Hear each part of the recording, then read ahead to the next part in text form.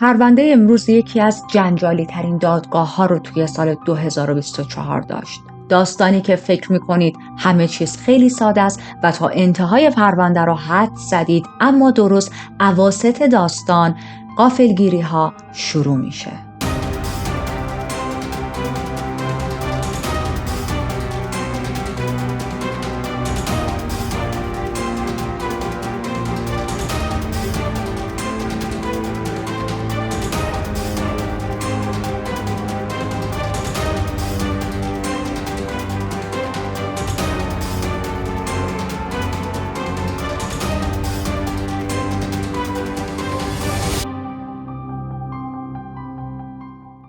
وقتتون بخیر. من ریتا هستم و توی این چنل پرونده های جنایی رو براتون بررسی میکنم. اگر محتوای جنایی رو دوست دارید میتونید همین الان کانال رو سابسکرایب کنید و از ویدیوهای قبلی هم دیدن کنید. بریم سراغ پرونده امروز و با یک دختری آشنا شیم به نام سیبورا گاگانی. سیبورا متولد 14 سپتامبر سال 1991 بود در آلبانیا. وقتی که سنش خیلی کم بود، مادر و پدرش از هم جدا میشن و مادرش حضانت بچه‌ها رو به عهده میگیره، از جمله حضانت سیبورا. چند وقت بعد از این جدایی مادرش الیزابتا تصمیم میگیره که کلاً لوکیشن زندگیشون رو عوض کنن و با بچه‌هاش بره به یه جای جدید، یک زندگی جدیدی رو آغاز کنه. پس میرن به روم در ایتالیا. اسم مادر سیبورا الیزابتا بود. الیزابتا موقعی که به روم مهاجرت میکنه با بچه‌ها چند تا شغل مختلف رو قبول میکنه، چند تا جای مختلف کار میکنه. خیلی سخت داشت تلاش میکرد به خاطر اینکه میخواست پول خوبی در بیاره تا بچه‌هاش در رفاه کامل باشن و سختی رو متوجه نشن. حالا این رفاه کامل که میگم به معنای این نیست که زندگیشون خیلی زندگی لاکچری بود، اما برای الیزابتا مهم بود که بچه‌ها الان در حالی که دارن جدایی پدر و مادرشون رو تجربه میکنن و اومدن مهاجرت رو هم دارن میبینن، حالا سختی مالی هم داشته باشن. واسه همین چند تا جای مختلف کار میکرد تا واقعا بچه‌هاش بین همسن و سالهای خودشون هیچ کمبود مالی نداشته باشن. خب ما توی خیلی از پرونده ها بررسی کردیم که مهاجرت میتونه برای آدما سخت باشه، به خصوص برای کودکان، اما برای سیبورا اینطوری نبود. سیبورا به خاطر خوش اخلاق بودنش، به خاطر خونگرم بودنش خیلی سریع معروف شد توی اون محله‌ای که بودن. دوستای زیادی تونست پیدا کنه و تجربهش از مهاجرت یه تجربه خیلی خوب بود. توی مدرسه کلی رفیق جدید پیدا کرده بود. واقعا همه دوستش داشتن. خیلی خونگرم بود. برای بقیه قلدری نمی‌کرد. دردسر درست نمی‌کرد و هر چقدر که سنش بیشتر میشد، رفته رفته به زیباییش هم اضافه میشد. واقعا هم دختر خیلی جذابی بود. قد بلند بود، لاغر بود، خوش قیافه بود، خوش پوش و خوش لباس بود، موهای بلند مشکی داشت و شخصیت بسیار پرهیجان و شیطونی رو داشت. شخصیتی که همه رو میتونست به خودش جذب کنه. دوستاش میگفتن وقتی سیبورا رو میدیدیم احساس میکردیم که یه بمب انرژی جلومونه و امکان نداشتش که حالمون بد باشه بریم پیش سیبورا و با همون حال بد برگردیم.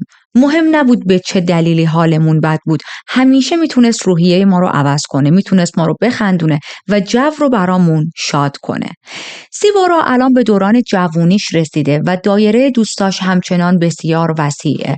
عاشق مهمونی رفتن بود، عاشق این بود که وقتی خونه است موزیک با صدای بلند گوش کنه. همینطور خیلی به بچه‌ها علاقه داشت و همیشه به مادرش میگفت من میخوام اولین شغلم مربوط به بچه‌ها باشه، دوست دارم معلم بشم. حالا معلم هر چی مهم نیست، مهم اینه که دانش آموزام کودکان باشن. از اونجایی که گفتیم خیلی زیبا بود، اطرافیان زیاد بهش پیشنهاد میدادن که حیف این زیباییت نیست که ازش استفاده نکنی، تو باید تبدیل بشی به یک سوپر مدل. پتانسیل این موضوع رو هم داشت. اتفاقا میره با چند تا آژانس مدلینگ همکاری میکنه، در واقع باشون صحبت میکنه، اونا سیبورا رو قبول میکنن، چند تا شوتینگ باهاش انجام میدن و در کنار این کار کردن با آژانس های مدلینگ مختلف متوجه میشه که یک مسابقه سالیانه برگزار میشه، از این مسابقه هایی که به زیباترین مدل یک جایزه میدن و خب این جایزه خیلی خوبی هم بود، پول زیادی بود، اما برای ورودی به این مسابقه باید یک پولی شما میدادی، اونطوری نبود که ورودیش مجانی باشه و سیبورا این مبلغ رو نداشت.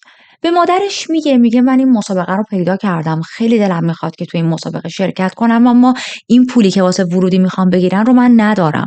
مادرش بهش میگه اشکال نداره، اگر که دوست داری واقعا این مسابقه رو شرکت کنی من کمکت میکنم، من شیفتامو بیشتر میکنم، کار کردنمو بیشتر میکنم، تلاش میکنیم که کمتر بخوریم بیشتر سیف کنیم. تو هم خودت برو سراغ یک کاری، برو سعی کن یک شغلی پیدا کنی، یک درآمدی داشته باشی و از این درآمدت بتونی یک پولی رو سیف کنی. من پولمو میذارم وسط، تو هم پولاتو بذار وسط، دوتایی با هم تلاش میکنیم که هزینه ورودی این مسابقه رو بتونیم در بیاریم.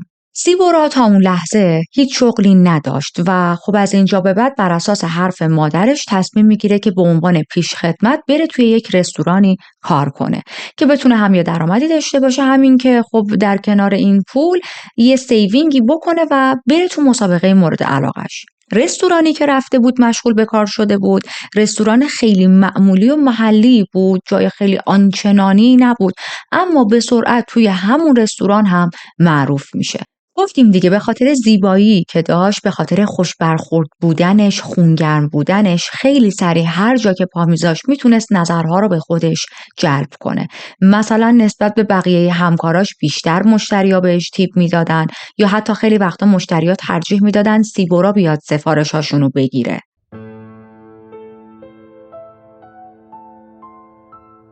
الان توی این بخش از زندگی سیبورا که ما هستیم، سیبورا 18 سالشه، همچنان داره توی اون رستوران کار میکنه و توی یکی از همون روزایی که مشغول کار کردن بود متوجه میشه که یک مشتری، تقریبا مشتری ثابت، چندین و چند بار هی اومده.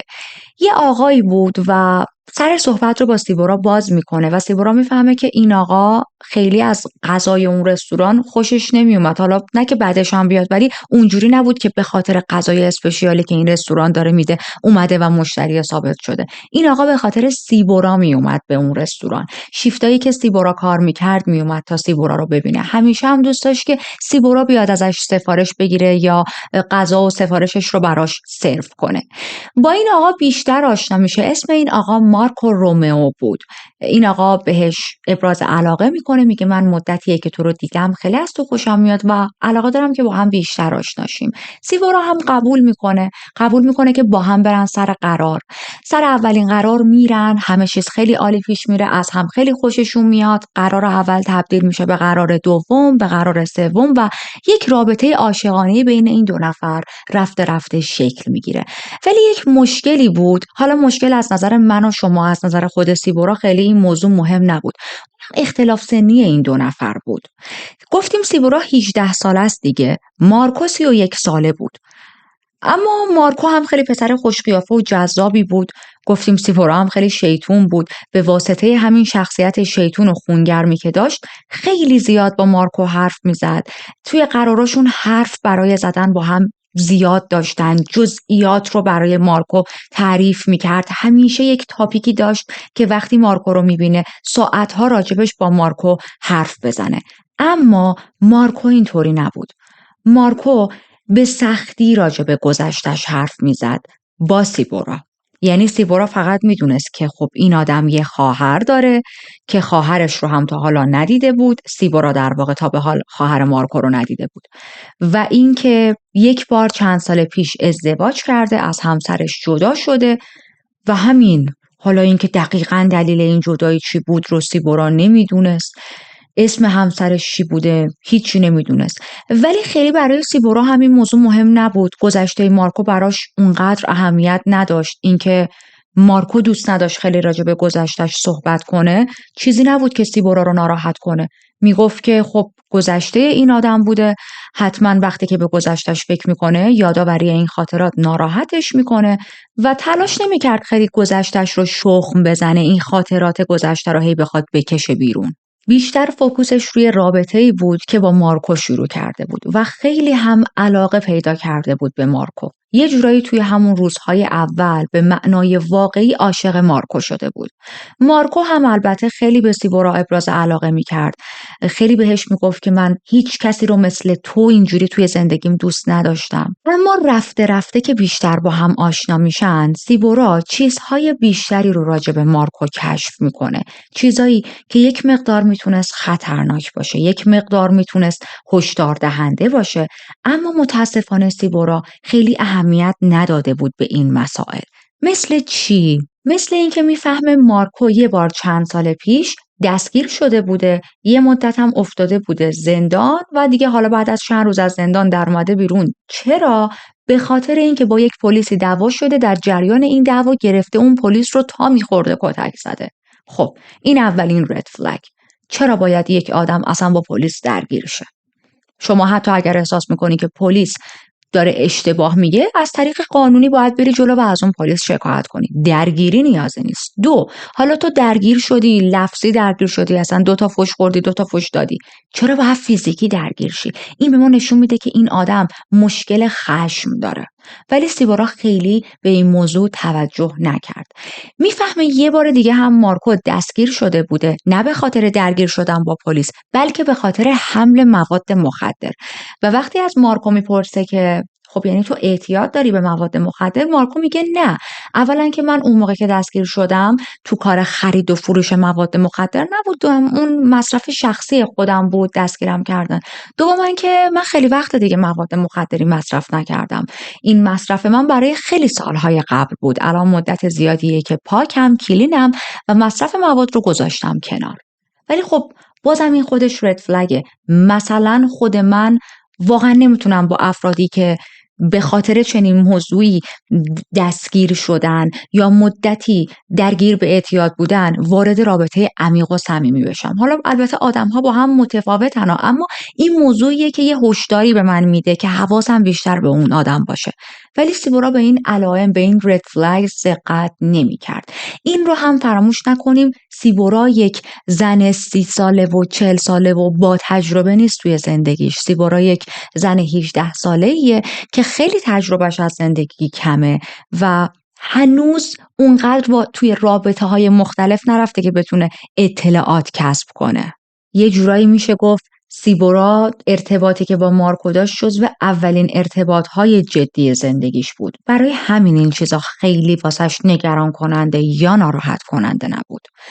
و همونطوری که گفتم این تفکر رو داشت که خب این آدم زندگیش در گذشته خیلی خوب نبوده، زندگی خوبی نداشته، اما الانش برای من مهمه. الانی که انقدر داره به من عشق می‌ورزه، انقدر همه چیز توی رابطه ما خوبه و خب آدما میتونن عوض شن، آدما میتونن تغییر کنن. مارکو هم یکی از همین آدماست که تونسته زندگی خودش رو به سمت خوب پیش ببره و تغییر ایجاد کنه.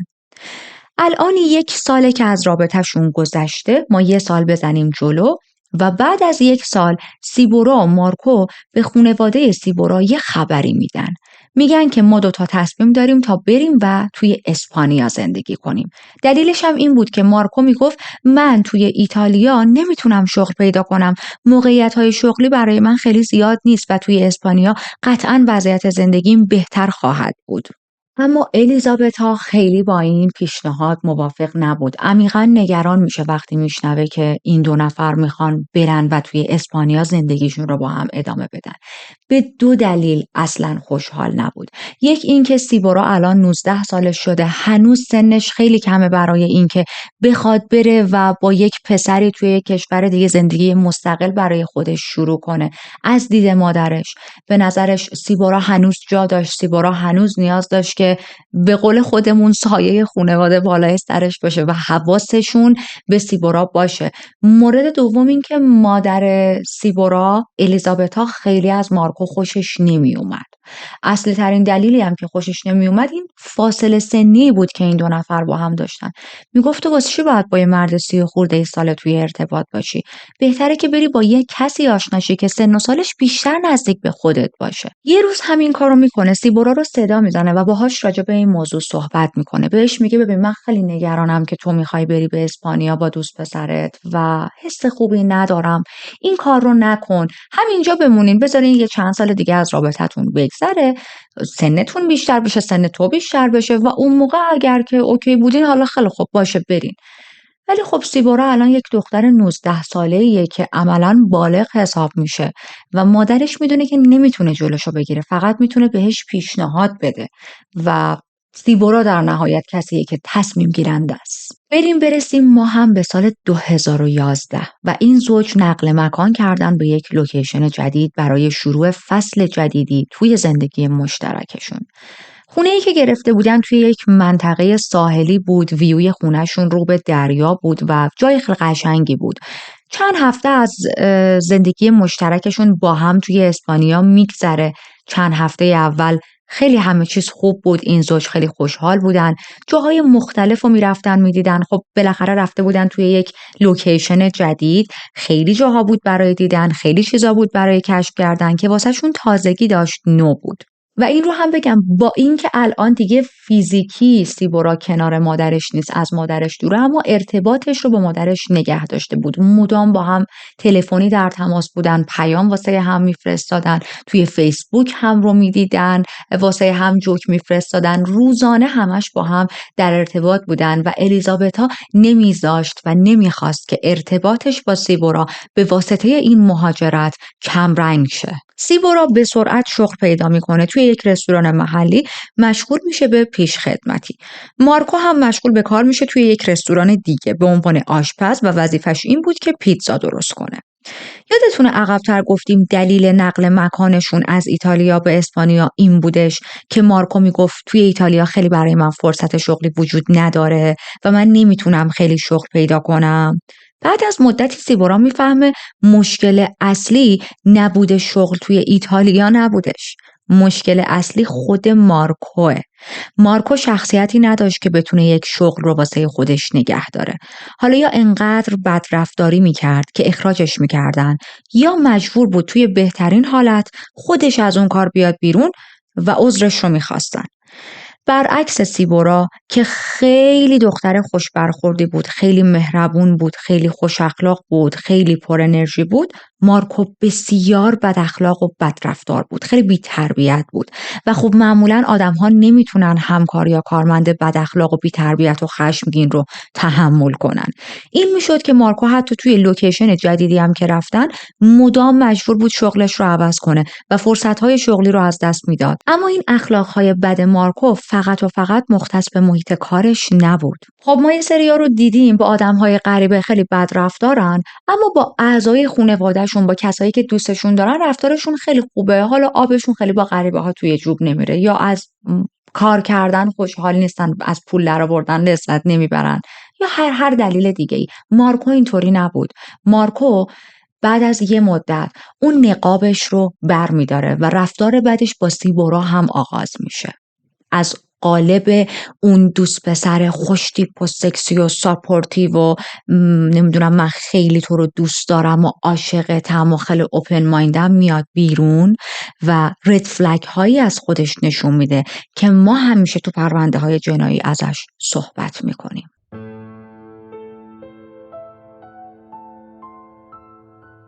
اولین رد فلگ چی بود؟ نشون دادن حسودی. مارکو بسیار بسیار حسود بود. به هر چیزی، بابت هر چیزی به سیبورا حسودی میکرد. زمانی که سیبورا سر کار بود مدام بهش میگفت تو چرا داری با همکارات میخندی؟ تو چرا با مشتری میخندی؟ چرا اصلا لبخند رو لبته؟ تو حتما یه سر و سری با آدما داری.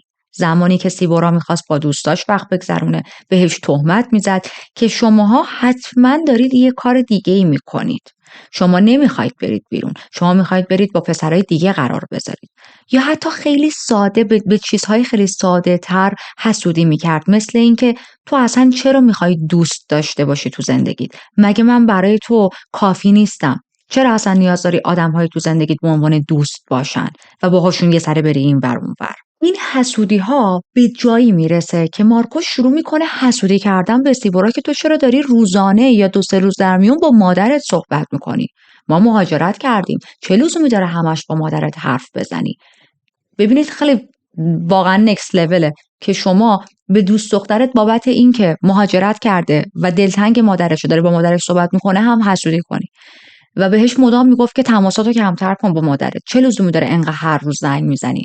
اصلا مطمئنی داری با مامانت حرف میزنی؟ مثلا یه وقتا شماره‌ای که سیبورا شماره مادرش رو سیو کرده بود مام، میرفت چک میکرد ببینه واقعا شماره مامانشه، نکنه شماره یه پسر دیگر رو به اسم مام سیو کرده.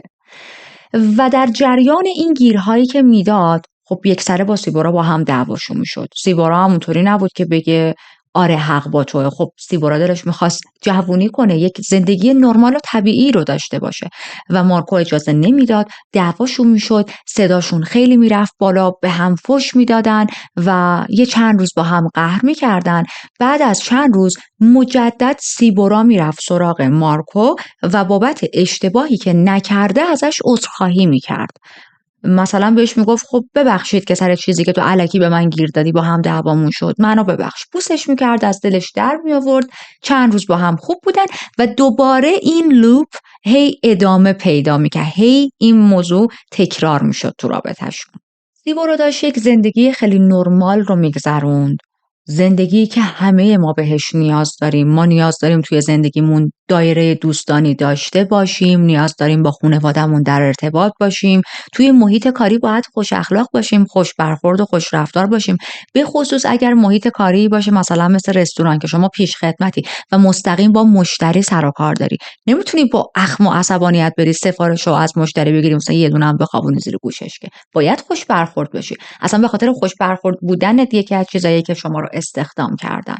و مارکو داشت الان بابت تمام این چیزها به سیبورا گیر میداد که حالتی رفتار میکرد مثلا این کارهایی که تو میکنی نرمال نیست، این کارهایی که تو میکنی ناراحت کننده است. به چیزهای خیلی ساده‌ای گیر میداد که اتفاقا توی زندگی‌های سالم باید وجود داشته باشه تا تعادل توی زندگی حفظ شه، اما مارکو عادت کرده بود به هر چیزی حسودی کنه. سیبورا خیلی این مسائل رو پشت تلفن برای مادرش تعریف نمی‌کرد. نمی‌خواست که مادرش رو نگران کنه. اما بعد از مدتی الیزابتا بهش میگه که چرا تماسامون کمتر شده؟ من خیلی دلم برات تنگ شده و میخوام بیام ببینمت، میخوام بیام اسپانیا یه سر پیشتون. دیگه سیبورا نمیتونست به مادرش بگه که نه یا. مادرش میاد و توی همون قدم اول وقتی میاد خونه این دو نفر متوجه مشکلات بینشون میشه و مارکو هم اونجوری نبود که خب حالا که مادر سیبورا اومده من یه ذره مراعات کنم، این رفتار زشتم و نشون ندم. نه، خیلی راحت این حسودی ها رو بروز میداد جلوی مادر سیبورا، با سیبورا شدیداً دعوا میکرد، توهین میکرد، داد میزد و خب این خیلی برای الیزابتا عجیب بود. مادرش فکر میکرد این دو نفر دارن توی اسپانیا زندگی خیلی خوبی رو با هم میگذرونن. اصلا انتظار نداشت ببینه که دخترش هر روز داره فریاد و دادهای دوست پسرش رو تحمل میکنه. سر چیزهای خیلی نرمالی که هر کس توی زندگیش داره. به هر حال مادرش سفرش تموم میشه، برمیگرده به ایتالیا و توی چند ماه آینده سیبورا هم چندین و چند بار برمیگرده به ایتالیا. هر باری که با مارکو دعوای شدید میکرد برمیگشت ایتالیا به قصد اینکه مدتی از مارکو از اون خونه دور باشه. اما خب هر بار مارکو تماس میگرفت، میگفت غلط کردم، دلم برات تنگ شده و سیبورا مجبور میشد دوباره برگرده به اسپانیا. البته یه چیز مهم رو هم من باید منشن کنم. یکی از اصلی ترین دلایلی که سیبورا بعد از چند وقت برمیگشت به اسپانیا موضوع ویزاش بود. بعضی از ویزاها هستن که شما برای مدت زیادی نمیتونی اون کشور رو ترک کنی، یعنی یه جورایی بهت یه چیز مثلا ریترن ویزا میدن، شما میتونی از اسپانیا بری به کشوری که توش داری زندگی میکنی ولی برای مدت محدودی. اگر که برنگردی کل ویزایی که داری توی مثلا اسپانیا باطل میشه و دوباره باید بیفتی تو پروسه این که از اول ویزا بگیری. پس سیبورا این مشکل رو هم توی مهاجرتش داشت، نمیتونست مدت زیادی از مارکو و زندگی مشترکش باهاش دور باشه. برسیم به سال 2013. چند روز بعد از سالگرد روز آشنایی سیبورا و مارکو، سیبورا لوازمش رو جمع میکنه و برمیگرده ایتالیا پیش مادرش. به مادرش میگه که من دیگه نمیتونم این رابطه رو تحمل کنم. تصمیم گرفتم برای همیشه با مارکو قطع ارتباط کنم و این بار واقعا اومدم ایتالیا که پیش تو بمونم مامان. اصلا هم دیگه برام مهم نیست ویزام باطل شه، خونه زندگیم اونجا مونده، اصلا هیچی دیگه برام اهمیت نداره. من دیگه نمیخوام برگردم به اسپانیا. یه ذره این مشکلاتو بیشتر برای مامانش تعریف میکنه. میگه خسته شدم، انقدر که همش تلاش کردم یه طرفه این رابطه رو حل کنم، فیکسش کنم.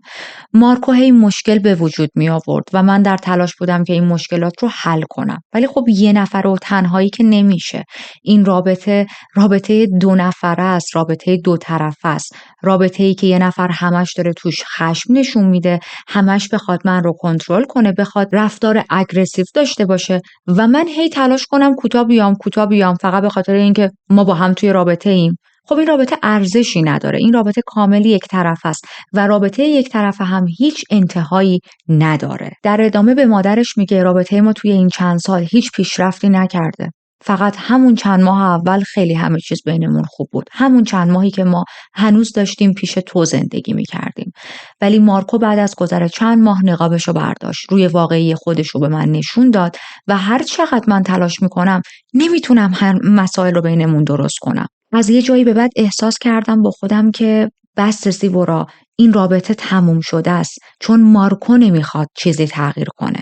الان چند روزه که سیبورا برگشته پیش الیزابت ها مادرش و با خیال این که آخه دیگه از شر این رابطه خلاص شدم، در خونه مادرش رو میزنن. مادرش میره در رو باز میکنه، میبینه مارکو پشت دره. خب خیلی خوشش نمیاد مارکو رو میبینه، ولی توی تارو فرو درواسی صداش میکنه، میگه اوکی باشه حالا بیا داخل خونه. مارکو میاد داخل، شروع میکنه رسما التماس کردن، شروع میکنه رسما خواهش و التماس به الیزابتا، به سیبورا که من غلط کردم، شکر خوردم و خواهشم به من یک فرصت دیگه بده. از موقعی که تو گذاشتی رفتی اون خونه بدون تو هیچ لطفی نداره، هیچ صفایی نداره، زندگی بدون تو سخته. این چند روزی که من تنها بودم متوجه اشتباهاتم شدم و همه این رفتارهای غلط رو میخوام درست کنم. الیزابتا اینجوری بود که نه بابا چرت و پرت نگو. ولی خب سیبورا یه ذره دو دل شده بود، چون مارکو بغض کرده بود، میگم داشت علنا التماس میکرد. بعد از تمام این حرفاش هم یه دونه حلقه در میاره، به سیبورا نشون میده، ازش همونجا خواستگاری میکنه و میگه که تو کسی هستی که من دلم میخواد تا آخر عمرم کنارم باشی.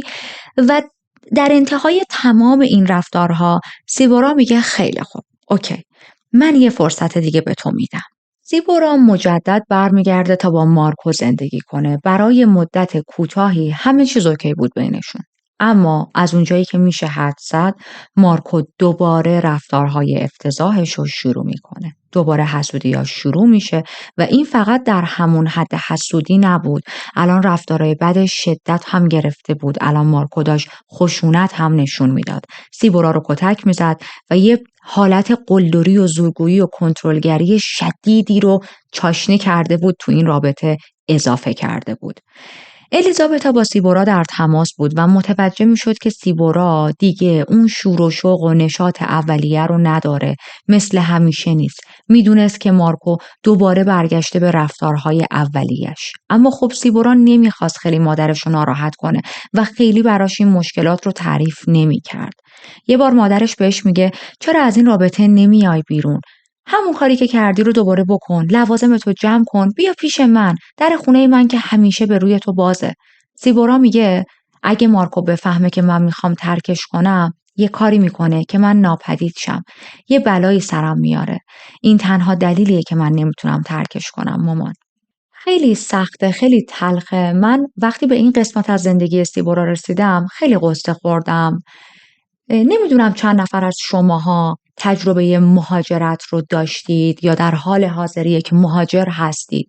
من چندین دوست داشتم در طی جاهای مختلف، کشورهای مختلفی که زندگی می‌کردم توی مهاجرتم و این دوست‌ها رو می‌دیدم که درگیر یه سری از روابط سمی شدن. حالا نه اینقدر سمی، اما اونها هم مثلا دوست پسرهای بسیار کنترلگری داشتن. دوست پسرشون درگیر مواد مخدر بود، درگیر اعتیاد بود یا یه سری مشکلاتی که واقعا نباید توی روابط عادی دیده شه و نمیتونستن از اون رابطه خارج شن یه جورایی بخوام بگم نه راه ادامه دادن به جلو رو داشتن و نه راه برگشت. چرا؟ چون اگر که مثلا میخواستن برگردن، کل هزینه‌ای که کرده بودن تا بیان توی اون کشور به باد میرفت، ویزاشون باطل میشد. خیلیاشون تحصیلی توی اون کشور بودن، باید میموندن تحصیلشون رو تموم میکردن. اگر هم میخواستن توی اون رابطه بمونن، خب اعصاب و روانشون داشت به فنا میرفت و خیلی شرایط بدیه. میدونم که الان خیلیاتون میخواید بگید که خب سیبورا جمع میکرد دوباره میرفت پیش مادرش. نمیشه. واقعیت وقتی شما به عنوان مهاجر دارید یه جا زندگی میکنید، یعنی آلردی یه بار، دو بار، سه بار زندگیتون رو از نو کوبیدین، دوباره ساختین و این برگشتنه یعنی آیا دوباره من میتونم این کار رو انجام بدم و تازه چند پله برگردم به عقب‌تر؟ این چیزیه که خیلی وقتا مهاجرها نمیخوان انجامش بدن، یا میبینن که خب ما باید زندگیمون رو، کارمون رو، ویزای شغلیمون رو، ویزای تحصیلیمون رو همه رو ول کنیم و فقط به خاطر اینکه یک آدم سمی تو زندگیمونه برگردیم به عقب، دوباره از نو استارت بزنیم. خب صحبت کردن راجبش خیلی راحته، اما تصمیم بسیار سخت و مشکلیه. به هر حال بریم به سال 2014 و وضعیت توی رابطه این دو نفر هی داره بدتر و بدتر میشه. سیبورا همون یک مقدار امید و آرزویی که داشت، شاید مارکو تغییر رفتار توی خودش به وجود بیاره، شاید شرایط بهتر شه، شاید یه موقعیتی پیدا کنم که بتونم فرار کنم از این رابطه، رو هم کامل از دست داده بود. میبینه واقعا نمیتونه این وضعیت رو تحمل کنه. تا کی میخواد کنار یه همچین مرد زندگی کنه؟ برای همین آپارتمان مشترکی که با مارکو داشت رو ترک میکنه و میره یک آپارتمان جدید برای خودش اجاره میکنه. وقتی که میرسه به خونه جدیدش، با مادرش تماس میگیره، بهش میگه مامان من مارکو رو ترک کردم، اومدم یه خونه جدید برای خودم گرفتم و اصطلاحی که به کار میبره میگه مثل یک پروانه احساس آزادی و رهایی دارم الان. چند روز از این تماس سیبورا با الیزابتا گذشته بود که یه روز گوشی الیزابتا زنگ میخوره. میبینه مارکوه. جواب میده. مارکو ازش میپرسه که یه سوالی دارم، سیبورا اومده اونجا، اومده پیش تو؟ و الیزابتا حالتی بود که چطور مگه؟ چی شده که داری این سوالو میپرسی؟ میگه آخه ما 2 روز پیش با هم یه دعوای خیلی شدیدی داشتیم و بعد اون دعوا سیبورا همینطوری از خونه زد بیرون. هیچ چیزی هم با خودش نبرد، تمام لوازمش و همه چیشو همینجوری رها کرده و رفته و من 2 روزه که ازش هیچ خبری ندارم. پیش خودم فکر کردم شاید اومده پیش شما. الیزابتا نمیتونست داستان مارکو رو باور کنه، چون تقریباً چند هفته پیش خود دخترش، خود سیبورا باهاش تماس گرفته بود و بهش گفته بود که من مارکو رو ترک کردم، اومدم توی یه آپارتمان جدید. چجوریه که الان مارکو بهش زنگ زده میگه 2 روز پیش ما داشتیم با هم زندگی میکردیم، دعوامون شده و سیبورا از خونه زده بیرون، تمام لوازمش هم پیش منه؟ این حرف خیلی حرف عجیبیه و طبیعتاً الیزابتا بین حرف مارکو و دخترش، حرف دخترش رو باور داره. به مارکو میگه ببین پسر خوب، انقدر به من دروغ نکن. خوشم نمیاد انقدر زنگ بزنی به من و دروغ تحویلم بدی. اگر میخوای به دروغات ادامه بدی، ترجیح میدم که اصلا به من زنگ نزنی و هرگز تماسی ازت نداشته باشم. و تلفن رو روش قطع میکنه. ولی بعد از این تماس مارکو، الیزابتا یه دلشوره‌ای به جونش میفته. با خودش یه ذره فکر میکنه، ببینه من چند روز از سیبورا خبر ندارم. باز اینجوری خیال خودش رو آروم میکنه که سیبورا بالاخره رفته توی یک لوکیشن جدید، توی یک آپارتمان جدید و درگیر جابجایی. طبیعیه که آدم‌ها شلوغ باشن و نتونسته به من زنگ بزنه یا تماسای منو پاسخ بده. ولی خب یه چیزی هم، یه استرس، یه دلشوره‌ای به جونش افتاده بود که نمیتونست بی خیالش بشه. پس مجدد با مارکو تماس میگیره با یه زبون خوش بهش میگه که ببخشید من با یه ذره تند صحبت کردم، منم مادرم دیگه نگرانم و منظور بدی نداشتم. چی شده؟ داستان چیه؟ واسه من بیشتر بگو. مارکو این بار حرفاش متفاوت میشه. داستان متفاوتی رو تحویل الیزابتا میده. میگه که فیلمای سیبورا موجوده، من خودم دیدم توی دوربینای مدار بسته که سیبورا ساختمون رو در حالی که 2 چمدون بزرگ دستشه ترک کرده. به منم نگفته که مقصدش کجاست، کجا داره میره. خب الان استوریش متفاوت شد دیگه. توی داستان قبلی به الیزابتا گفته بود سیبورا یهو خونه رو ترک کرد، هیچی هم با خودش بر نداشته، نبرده، ولی الان داره میگه 2 تا چمدون گنده همراهشه. تو دوربینای مدار بسته هم این موضوع ثبت شده. الیزابتا و بچه‌هاش، یعنی خواهر برادرهای سیبورا، چند روز دیگه ای رو وای میستن به امید اینکه بالاخره سیبورا باهاشون تماس میگیره.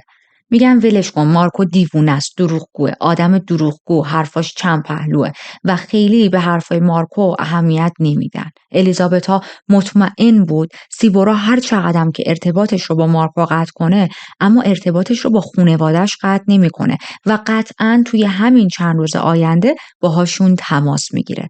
منتظر نشسته بودن به امید اینکه بالاخره سیبورا بهشون زنگ بزنه.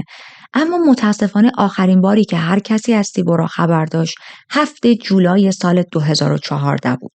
توی اون روز چند تا پیام واسه مارکو فرستاده بود، یه سری پیام بینشون رد و بدل شده بود. بعد از این تاریخی که بهتون گفتم دیگه وقتی توی واتساپ برای سیبورا پیامی فرستاده میشد، از سمت خانواده‌اش یا حتی خطهای ناشناس دابل تیک نمیخورد. حالتی بود که انگار اصلا این خط دیگه خاموشه، اصلا نتورک نداره. همینطور سیبورا دیگه توی سوشال مدیا هم فعال نبود، هیچ پستی نمیذاشت. هیچ کسی چیزی ازش ندیده بود بعد از اون تاریخ. که خب این هم خیلی عجیب بود. سیبورا دختر اکتیوی بود توی فضای مجازی.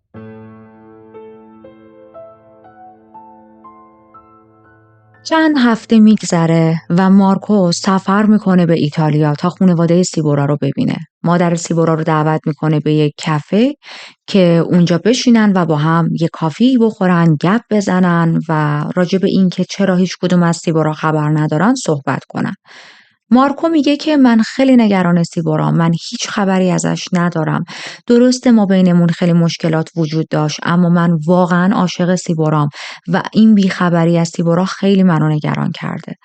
خب طبیعتا الیزابتا هم خیلی نگران بود که چرا هیچ خبری از دخترش نداره. حتی برادر سیبورا تماس میگیره تا با مارکو پای تلفن صحبت کنه. برادرش هم خیلی براش عجیب بود که سیبورا کجا رفته، چرا هیچ خبری ازش نیست. توی این قرار ملاقات مارکو به الیزابتا میگه که من یه سری پوستر مفقودی برای سیبورا چاپ کردم، توی مناطق مختلف پخششون کردم به امید اینکه شاید کسی سیبورا رو دیده باشه و با من تماس بگیره، اما خب هیچ تماسی کسی با من نگرفته. میگه حتی این رو متوجه شدم که سیبورا با اتوبوس سفر کرده رفته.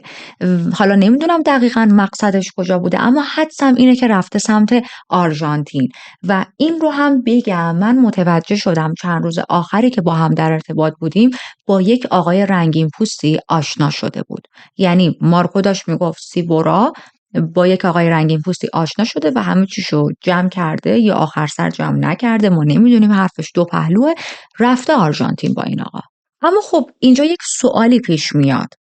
تو اگر واقعا خیلی نگرانی، خیلی قصه داری و فکرت درگیر این شده که چرا سیبورا مفقود شده، به جای چاپ کردن پوستر که حالا اگر پوستر چاپ کرده باشی واقعا و دروغ نگفته باشی، چرا نرفتی اداره پلیس؟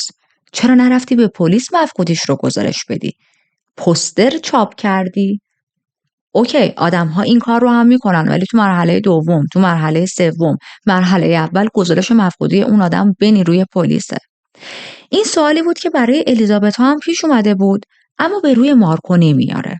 میشینه همه صحبت‌های مارکو رو گوش میکنه، دروغاش رو گوش میکنه، میگه ممنون متشکر، میره اون کافه رو ترک میکنه و بعد از قرار ملاقاتشون مستقیم میره اداره پلیس، اعلام مفقودی دخترش رو ثبت میکنه. به علاوه این که یه چیزی رو به پلیس میگه من به دوست پسرش مارکو خیلی مشکوکم. پلیس مشغول تحقیقات میشه، میرن سراغ مارکو. خب به 2 دلیل. اول از همه این که ما تو پرونده های جنایی گفتیم شخصی که مفقود میشه مظنون اصلی پارتنرشه. مارکو همینجا پارتنر سیبوراست دیگه. مورد دوم این که مارکو آخرین نفری بود که سیبورا رو دیده بود.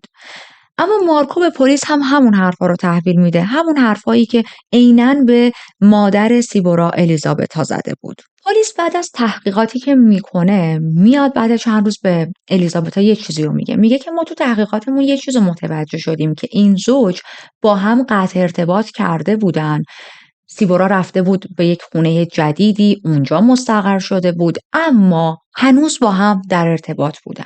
ولی این در ارتباط بودن اونجوری نبود که باز قربون صدقه هم برن و با هم لاف بتره کنن. نه، با هم در ارتباط بودن چون هنوز یه سری از لوازم سیبورا خونه مارکو مونده بود و خب سیبورا مجبور بود که هی باش تماس بگیره که مثلا من کی بیام بقیه لوازمم رو بردارم. به هر حال چند ماه دیگه ما بزنیم جلو، پلیس همچنان داره رو پرونده سیبورا کار میکنه.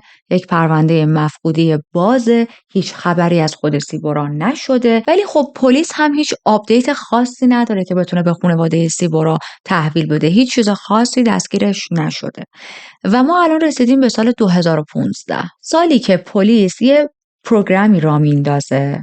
اونم این بوده که میان زومشون رو روی پرونده های افراد مفقودی میذارن که خیلی بیدلیل یهو غیبشون زده بود. افرادی که زندگی خوبی داشتن، مثلا سابقه فرار از خونه نداشتن یا بک‌گراند خیلی خوبی داشتن، هیستوری خوبی داشتن، مفقود شدنشون خیلی یهویی و بیدلیل بوده.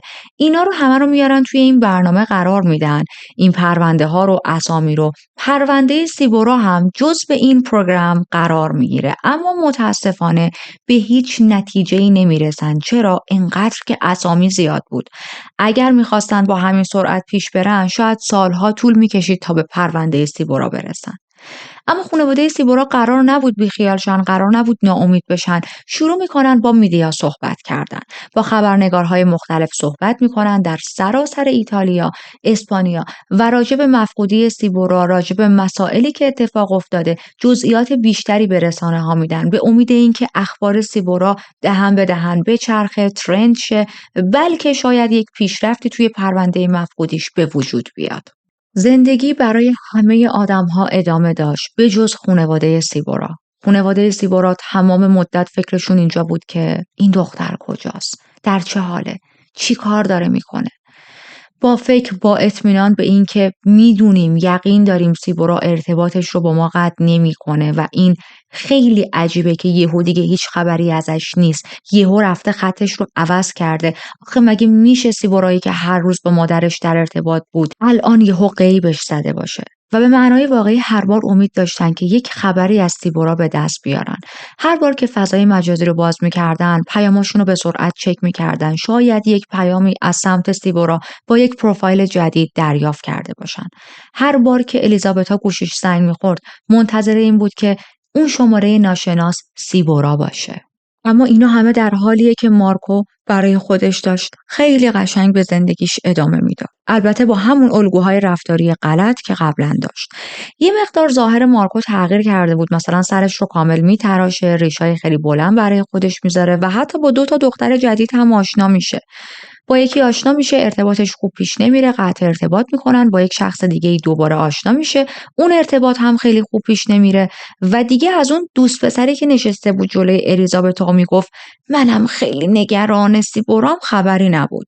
این رو هم من باید ذکر کنم، ارتباطش با دخترهای دیگه خیلی نرمال قطع نمیشه. مثلا حالتی که با هم وارد رابطه شن، بعد از یه مدت ببینن که اوکی ما با هم خیلی اختلاف نظر داریم، ما به درد هم نمیخوریم، خیلی خوش و خرم از هم جدا شن و بگن که عزیزم برات آرزوی موفقیت میکنم، تو بدون من خوشبختری. نه، با این دختر وارد رابطه شد، با اولین دوست دخترش بعد از سیبورا، بهش خشونت نشون داد، چند بار کتکش زد. این دختر رفت مستقیم ازش شکایت کرد، به مارکو حکم دادن که حق نداری نزدیک این دختر شی و خب ارتباطش قطع میشه.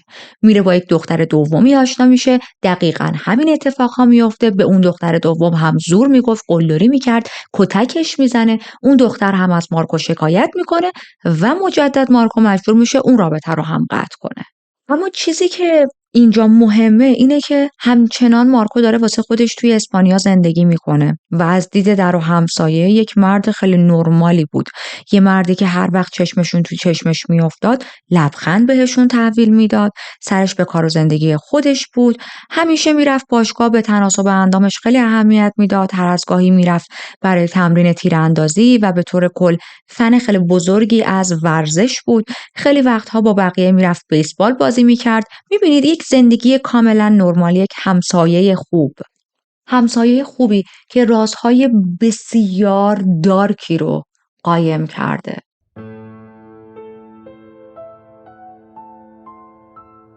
ما میخوایم یک جامپ بزرگ 9 ساله بکنیم. 9 سال بیایم جلو، برسیم به سال 2023 و هنوز متاسفانه از سیبورا هیچ خبری نیست. اما ما میخوایم فعلا سیبورا و داستانش رو بذاریم کنار و فقط فوکوس کنیم روی زندگی مارکو، ببینیم مارکو در چه حاله. مارکو یک دوست دختر جدیدی برای خودش پیدا کرده به اسم پاولا. اگر که بخوام بک‌گراند پاولا رو بهتون بگم، پاولا قبل از اینکه با مارکو آشنا بشه توی یک رابطه طولانی بود، ازدواج نکرده بود اما با اون دوست پسر سابقش یک دختر و یک پسر داشت. مسائل توی رابطه پاولا و دوست پسر سابقش اصلاً خوب پیش نمیره، از دوست پسرش جدا میشه و اونجا بود که با مارکو آشنا شده بود و میاد تا کلاً با مارکو با هم زندگی کنن. رابطه‌شون انقدر با هم صمیمی میشه که صاحب یک فرزند مشترکی میشن با هم دیگه. الان پاولا داشت با مارکو با یک فرزند مشترکی با هم تو خونه زندگی میکردن. اون دختر و پسری هم که از رابطه قبلیش داشت حضانتش با همون پدرشون بود. رابطه‌شون خوبه به طور کل وقتی شما از بیرون همه چیز رو نگاه میکنید، ولی مارکو همون مارکوی چند سال پیشه. یه سری از چیزها تو زندگی مارکو هیچ تغییری نکرده، مثل موضوع نگه نداشتن کارش.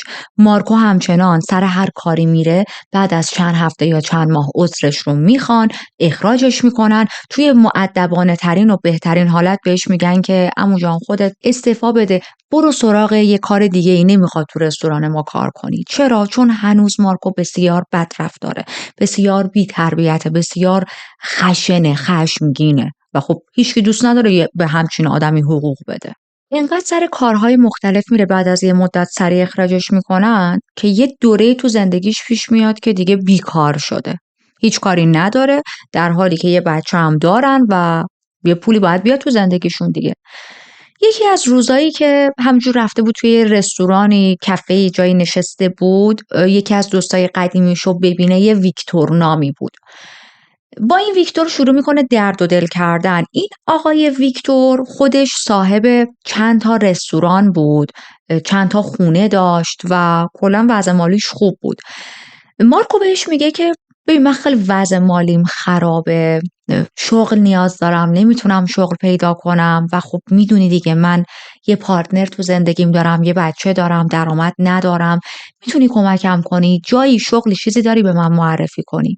ویکتور بهش میگه که آره مشکل نداره، تو و پاولا دوست دخترت با هم میتونید بیاید توی یکی از رستورانای من کار کنید، چرا که نه.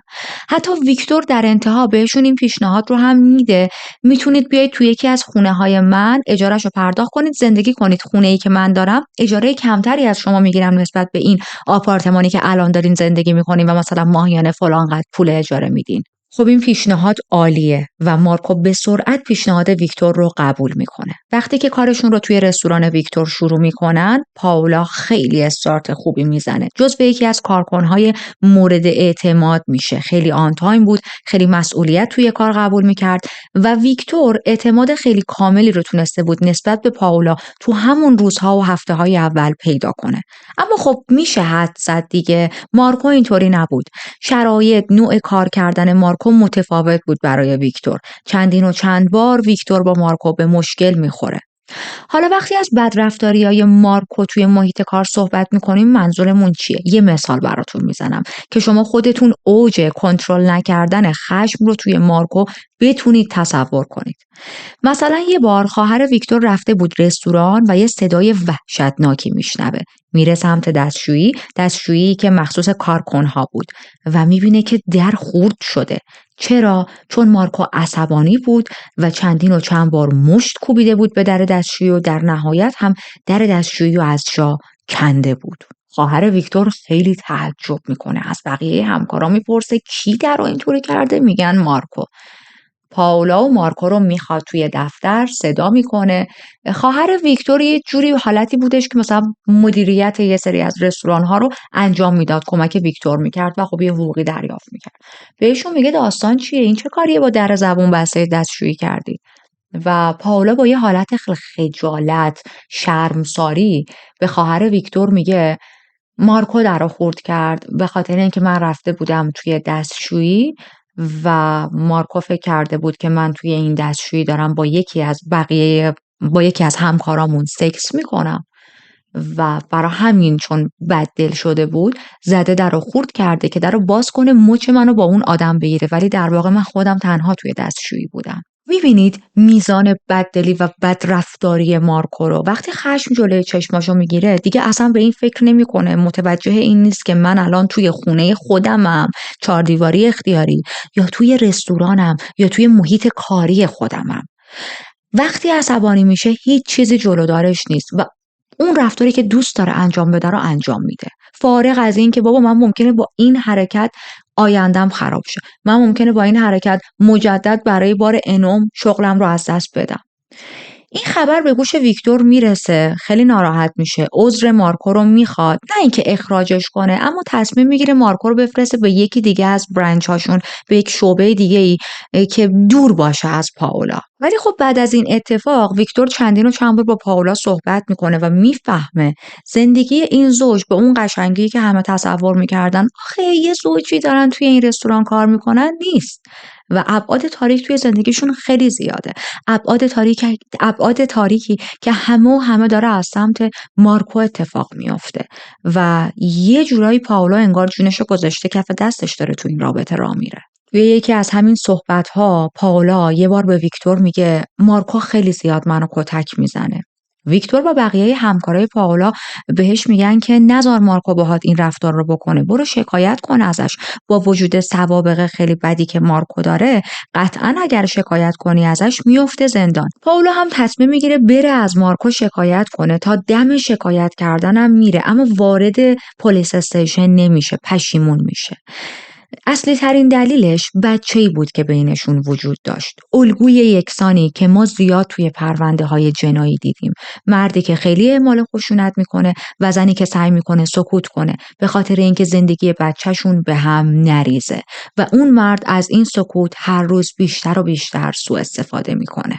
اتفاقا برای همکاراش هم عجیب بود که خب چرا پاولا، چرا نمیری، چرا نرفتی ازش شکایت کنی، چرا داری زندگی تو با این آدم ادامه میدی، زندگی که ممکنه هر لحظه جونت با این آدم به خطر بیفته. ممکنه توی یکی از این کتککاری‌ها مارکو کامل کنترلش رو از دست بده و تو رو به قتل برسونه. پاولا در جواب میگه ببینید مارکو مواد مخدر مصرف میکنه و توی خونه هم پر مواده.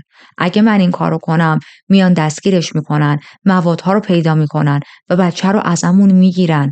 من نمیخوام حضانت بچم از دستم در بیاد. نمیخوام که بیان و مواد توی خونمون پیدا کنن. در ادامه میگه من خیلی وقت دلم میخواد مارکو رو ترک کنم، اما خب همچین شرایطی توی زندگیم دارم. ترک کردن مارکو به این راحتی نیست. ما خیلی وقت دیگه رابطه عاشقانه بینمون نیست.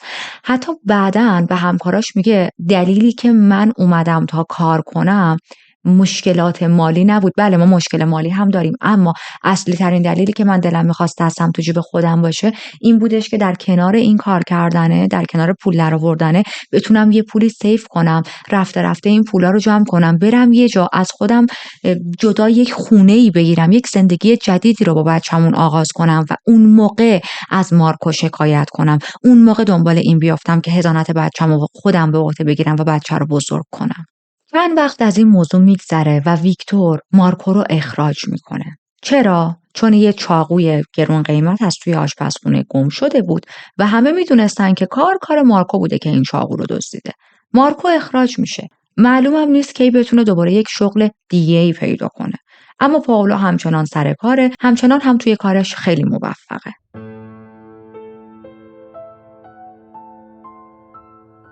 یه روز صبح پاولا حاضر میشه تا لباساشو عوض کنه و بره برای کار کردن. دور و بر ساعت 11:30 ظهر بود که یه صدای جیغی از توی آپارتمان مارکو و پاولا شنیده میشه. همسایه ها میشنون. البته این رو هم من بگم همسایه ها عادت داشتن که مدام صدای داد و بیداد پاولا و مارکو رو بشنون. اما این دیگه صدای داد و بیداد نبود، صدای جیغ و گریه میشنیدن.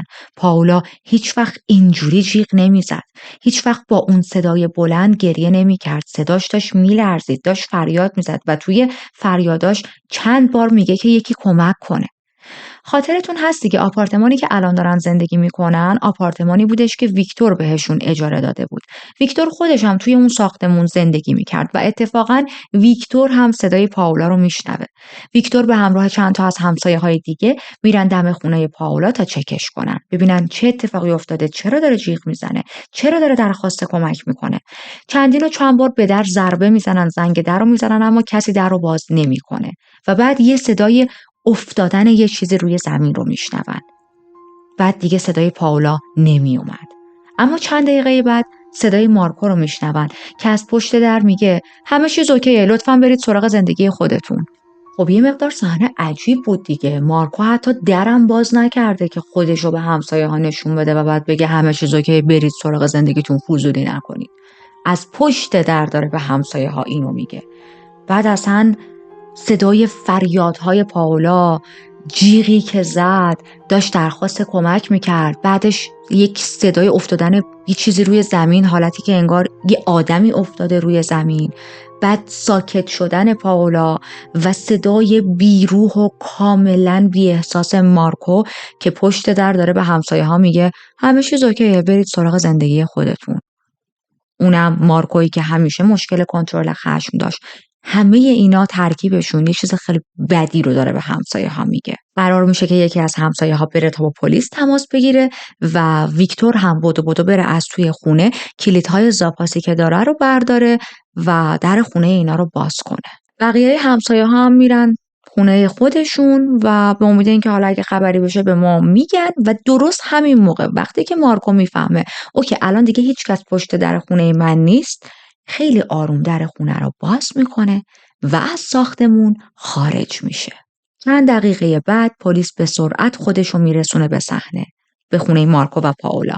همچنان در خونهشون بسته بود. نیروی پلیس در میزنه، چند بار میگه که من پلیسم، در رو باز کنید. هیچ کس پاسخ نمیده.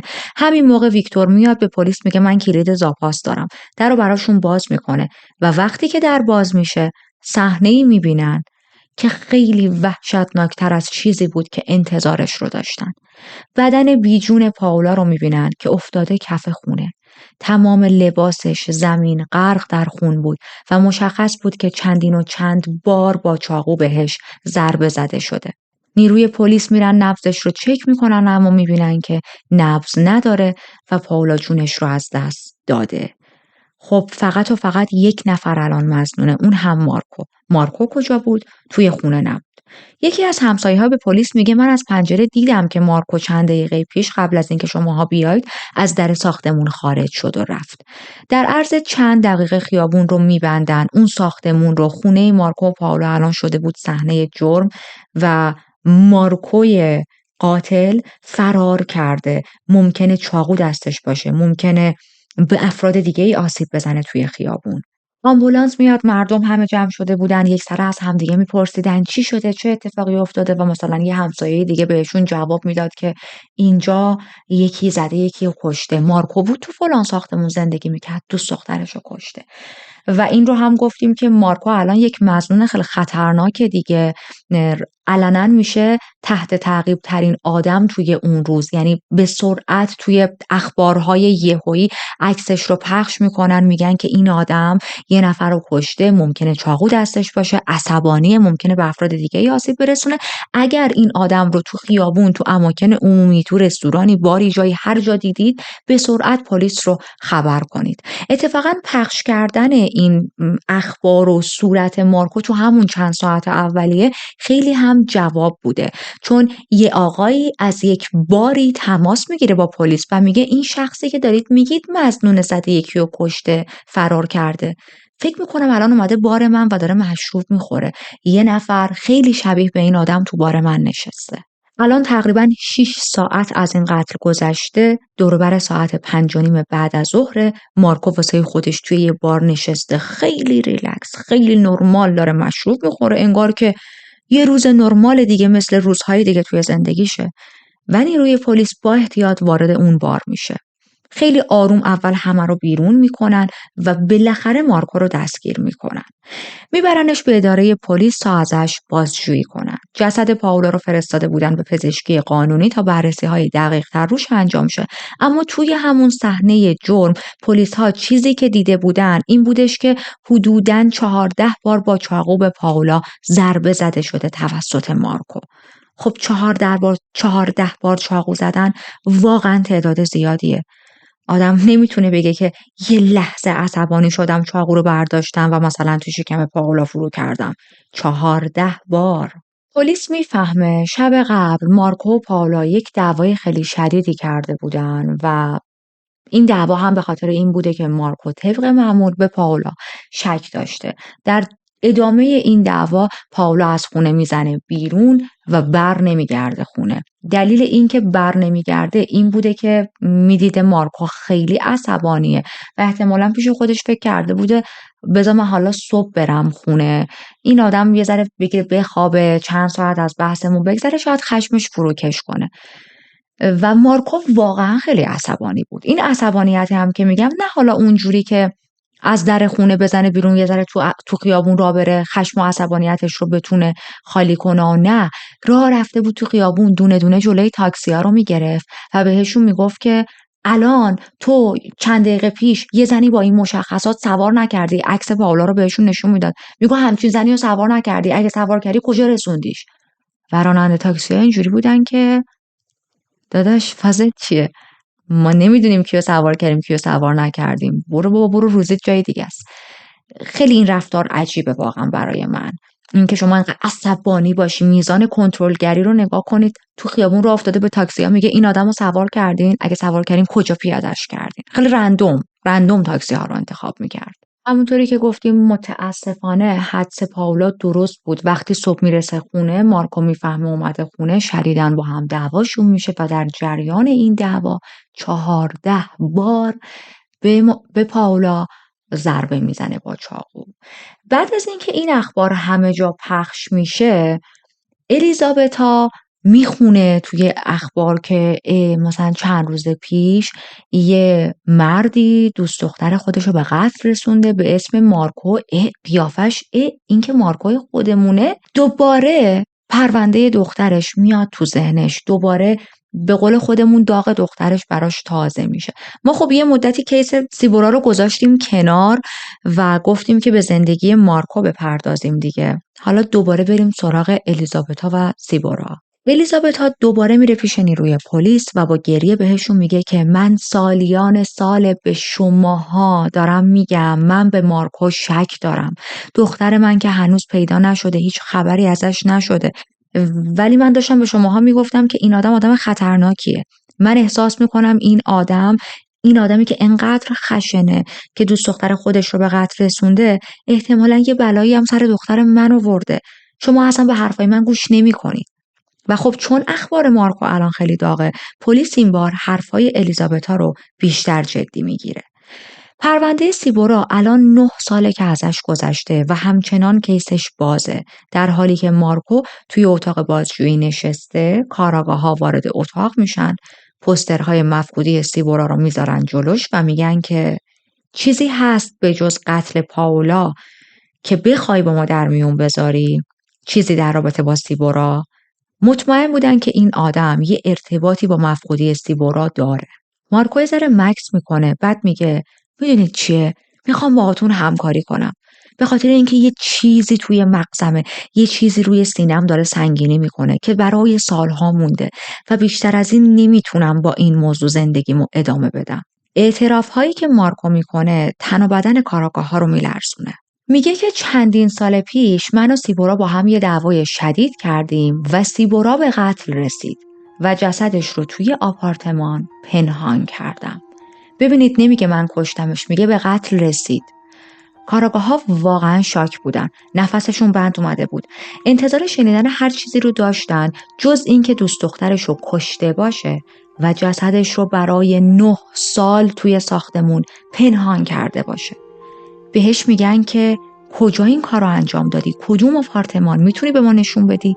و میفهمن توی همون آپارتمانی که این 2 نفر قبلا با هم زندگی میکردن. اما بعد از این حرف‌ها مارکو تصمیم میگیره دیگه باهاشون همکاری نکنه. یه حالتی که انگار یهو به خودش میاد و میفهمه که من حق سکوت دارم، من میتونم بهشون چیزی نگم و درخواست وکیل میکنه. خب این مقدار کار نیروهای پلیس سخت بود. حالا نمیدونستن دقیقاً کجای آپارتمان این جسد پنهان شده. مارکو هم دیگه باشون همکاری نمیکرد، وکیل خواسته بود، اما بر اساس همین اعترافی که کرده بود با وجود پشیمونی برای پلیس کافی بود تا پرونده سیبورا را مجدد باز کنن، پرونده‌ای که مظنون به قتله.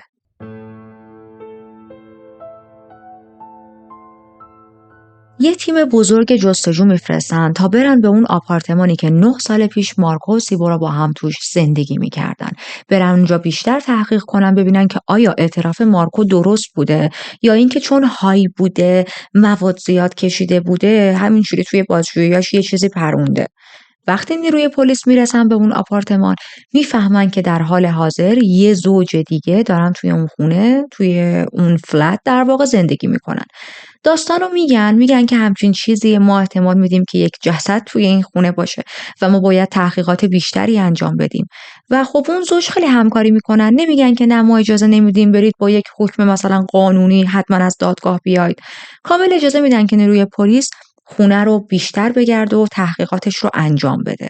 اما خب این همکاری به این معناست که الان تمام لوازم این زوج بیچاره رو از اون خونه ریختن بیرون، دارن میریزن بیرون، چون خونه باید کاملا خالی باشه تا پلیس بتونه دیوارها رو، کف زمین و هر جایی که قبل از ورود این زوج یه نفر میتونسته جسد پنهان کنه رو جستجو کنن. این رو هم ما گفتیم مارکو اصلا به پلیس نگفته بود که جسد رو کجا پنهان کرده. جملهش در همون حدی کوتاه بود که من به شما گفتم. بعد از اون سکوت میکنه، میگه وکیل میخوام و دیگه هیچ همکاری نمیکنه. پس یعنی پلیس رسما هیچ ایده‌ای نداره کجای این خونه رو باید بگرده. یه نکته خیلی غم انگیز هم راجع به این پرونده وجود داشت. این بودش که این آپارتمان فقط چند متر با اولین پلیس استیشن فاصله داشت. خیلی به نظرم ناراحت کننده است.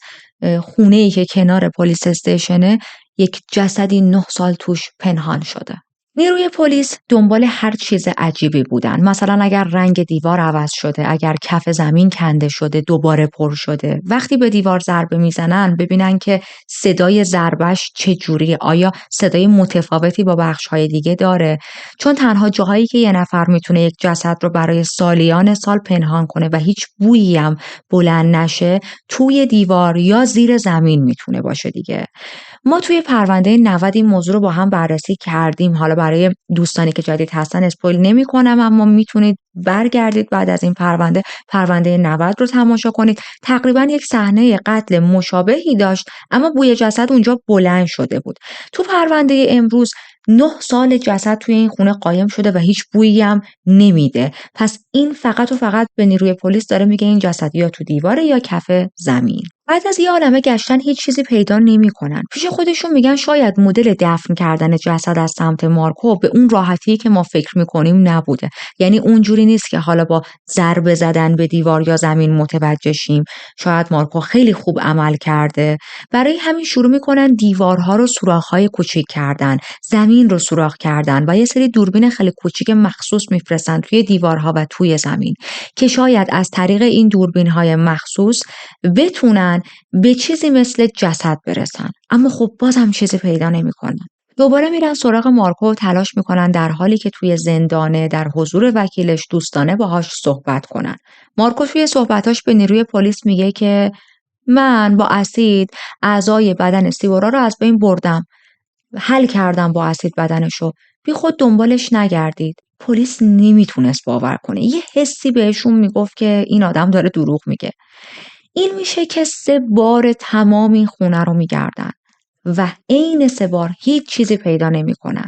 میدونید این حرف مارکو اصلا براشون قانع کننده نبود، به خاطر اینکه مارکو آدم دروغگویی بود و اون اولین اعترافی که کرده بود، نوع صحبتش، رفتارش، میمیک صورتش، اکتش خیلی طبیعی تر از الانی بود که داره میگه دنبال جسد سیبورا نگردید، من با اسید جسدش رو حل کردم، تموم شده رفته.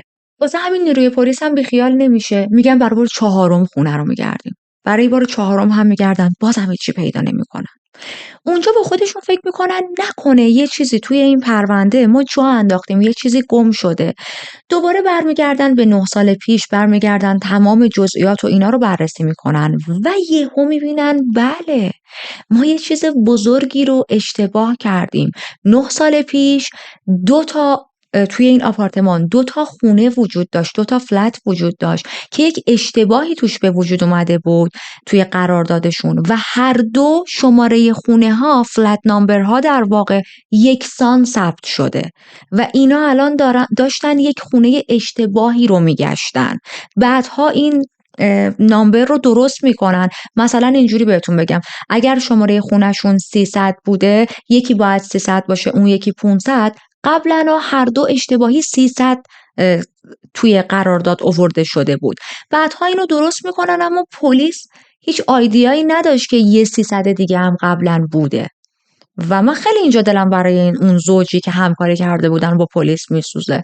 بیچاره ها برای هیچ و پوچ گذاشته بودن پلیس تمام اسباب و اساسی و زندگیشون رو بریزه بیرون با امید اینکه شاید جسد توی خونهشون باشه.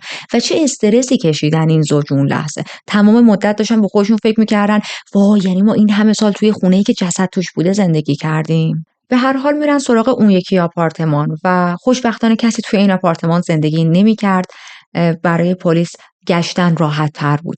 توی همون بررسی های اولیه وقتی میرسن به اتاق خواب میبینن که یه بخشی از کاشی های کف اتاق الگوش یکسان نیست با بقیه کاشی ها. حالتی که انگار درآورده شده بود دوباره گذاشته شده سر جاش. همینطور متوجه میشن یه بخشی توی دیوار وجود داره توی اون آپارتمان که وقتی بهش ضربه میزنن صدای متفاوتی میده، انگار که توش خالیه.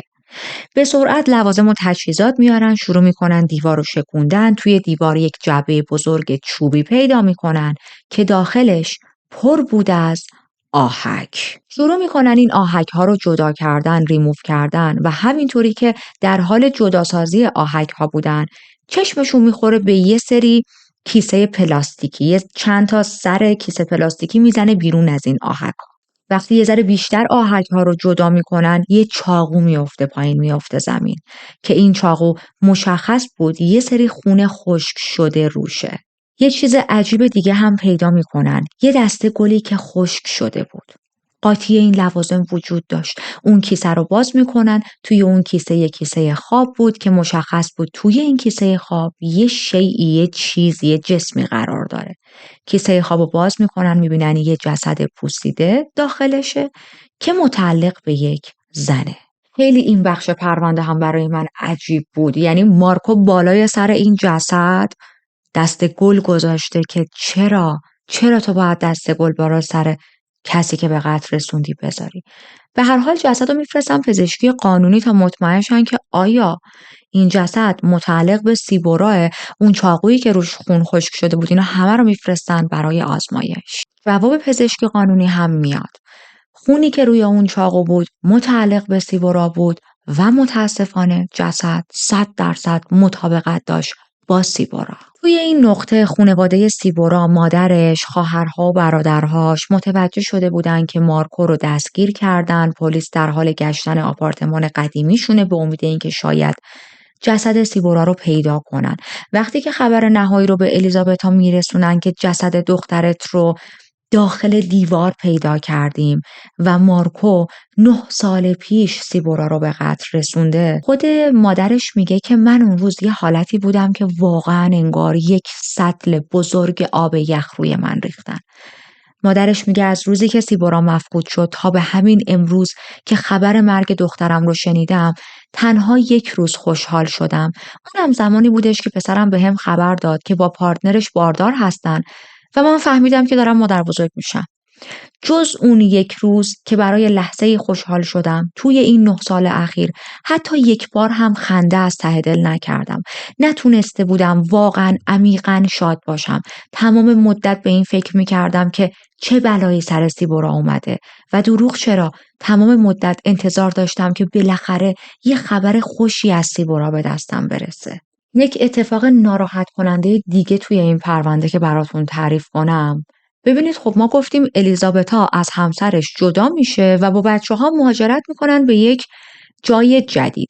اما این جداییش با همسرش یعنی پدر سیبورا اونطوری نبود که خیلی با هم دعوا بکنن و دیگه اصلا نخوان همو ببینن، به خصوص که در سنشون هم میره بالاتر، ارتباطشون با هم صمیمیتر میشه. به واسطه بچه‌های مشترکی که داشتن مدام با هم در ارتباط بودن، مثلا چند هفته یه بار، چند ماه یه بار. وقتی که خبر مفقودی سیبورا میرسه، پدرش هم دقیقاً به اندازه مادر سیبورا نگرانش بود، مدام تماس میگرفت، مدام خبر میخواست بگیره به امید اینکه شاید سیبورا برگشته باشه. و خب همیشه اینطوری بود که ما هم هیچ خبری از سیبورا نداریم. پدرش جونش رو 2 سال پیش از دست میده، بر اساس یک مریضی که داشتش از دنیا میره، در حالی که هنوز داشت به این فکر میکرد دختر من کجاست؟ چه بلایی سر سیبورا آمده؟ اگه به قتل رسیده قاتلش کی بوده؟ نتونست توی این دنیا باشه و بفهمه که دخترش مرده 9 سال پیش، دخترش قاتلش کیه و مجازات شدن قاتل دخترش رو بتونه با چشمهاش ببینه. خیلی من دلم برای پدرش سوخت. سیبورا زمانی که 22 سالش بود به قتل رسیده بود و اگر زنده بود الان توی پرونده ما باید 31 سالگیش رو جشن می گرفت. دلیل مرگ سیبورا ضربه‌های متعدد چاقویی بود که بهش وارد شده بود. دیگه اما حالا میتونستن جسد سیبورا رو به خانواده‌اش تحویل بدن تا خانواده‌اش براش یک مراسمی که شایستشه واسه خاک سپاریش برگزار کنن. صدها نفر توی مراسم خاک سپاری سیبورا شرکت میکنن. دوستاش یک عالمه بالون میفرستن هوا که روی این بالون ها نوشته شده بود به یاد سیبورایی که همیشه آرزو داشت تبدیل به یک سوپر مدل بشه. اما حالا که کارهای خاک سپاری سیبورا تموم شده، همه منتظر این بودن که ببینن چه حکمی به مارکو داده میشه. چه اتفاقی میخواد برای مارکو بیفته؟ مارکو بالاخره باید بعد از 9 سال با این قتلی که انجام داده روبرو شه و البته قتل دومش، به قتل رسوندن دوست دخترش پائولا. البته این رو هم من بگم خانواده سیبورا از نیروی پلیس شکایت میکنن به خاطر سهل انگاری، به خاطر کمکاری شکایت میکنن، میگن ما همون موقع به شماها گفتیم که سیبورا مفقود شده، شما اصلا کیس مفقودیشو جدی نگرفتید، گذاشتید لابلای یک عالمه پرونده مفقودی دیگه و ما گفتید او چند سال طول میکشه تا ما به پرونده مفقودی سیبورا برسیم. اگر شما کیس مفقودی سیبورا رو جدی میگرفتید در حالی که مظنون وجود داشت توی این پرونده، مادرش میگفت من به شماها گفتم به مارکو شک دارم، من به شما گفتم مارکو آدم کنترلگری، آدم خشنیه.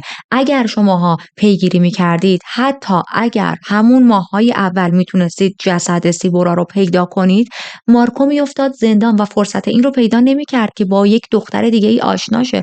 حالا سوای اون 2 تا دختری که باشون آشنا شده بود و از نظر روانی بهشون آسیب زده بود، وارد شدن توی رابطه صمیمی، برای آدم‌ها خاطرات خیلی بدی رو به جا میذاره. سوای اون 2 نفر فرصت این رو پیدا نمی‌کرد که با پائولا آشنا شه، یک بچه‌ای رو توی این دنیا بیارن، یک بچه بیچاره‌ای که الان بدون مادر و پدر شده و پدرش یه آدم سایکوپت دیوانه قاتله و پائولا زنده بود تا الان. یعنی شما جون یک نفر رو میتونستید اینجوری نجات بدید اما نکردید این کارو. شکایت هم میکنن، شکایتشون هم توی دادگاه موفق میشه، اما من هر چقدر تلاش کردم که مبلغ شکایتشون رو بتونم در بیارم هیچ جا ذکر نکرده بودن، ولی خواستم در همین حد این موضوع رو هم برای شما منشن کنم.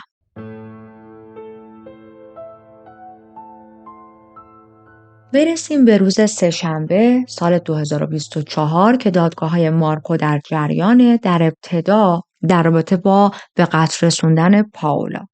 مارکو توی دادگاه‌ها راجع به رابطه‌اش با پائولا میگه که ما رابطه خیلی سمی داشتیم، رابطمون پر بود از مشروب خوردن و کشیدن کوکائین، که خب البته فکر میکنم بیشتر منظورش به خودش بود دیگه. ببینید اوایل رابطه‌شون این دوتا به واسطه مصرف کوکائینی که مارکو داشت، پائولا هم درگیر اعتیاد به کوکائین میشه، اما بعد از یه مدت ترک میکنه، میذاره کنار. از همه مهمتر این که از اون زمانی که ویکتور تونسته بود بهشون کار بده، پائولا کامل اعتیادش رو میذاره کنار، چون که حالا کار پیدا کرده بود، امید داشت به اینکه پول در بیاره، پول میخواست در بیاره که سیو کنه از زندگی با این آدم بتونه بره بیرون. حتی اون زمانی هم که با هم دیگه مصرف میکردن، کوکائین میکشیدن، اونطوری نبودش که پاولا خیلی زیاد بکشه. مصرف مارکو خیلی خیلی بیشتر بود.